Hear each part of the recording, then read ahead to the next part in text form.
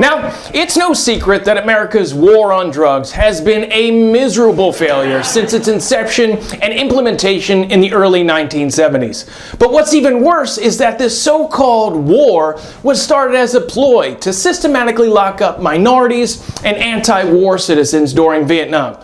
Then, a short decade later, we threw in mandatory minimums and privatized prisons, and now the U.S. has this criminal-like operation that generates an estimated $4.8 billion a year by incarcerating low-level, non-violent drug offenders. It's an unbelievably rigged system, especially if you're poor, but even worse if you're poor and a minority. Even President Nixon's domestic policy chief, John Ehrlichman, stated in this 1994 article, the Nixon campaign in 1968 and the Nixon Whitehouse after that had two enemies, the anti-war left and black people.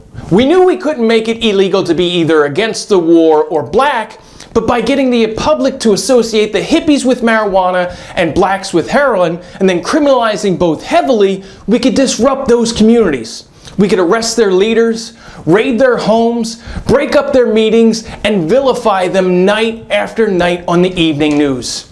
Did we know we were lying about the drugs? Of course we did. And vilifying minorities on the evening news is a mainstay of America's media networks. Just look how the media has portrayed asylum seekers and Muslims over the last few years, right? According to Fox News and Ku Klux Klan accountant Tucker Carlson, asylum seekers are all part of the MS-13 gang, or they're all terrorists, which obviously isn't true and doesn't even make sense statistically.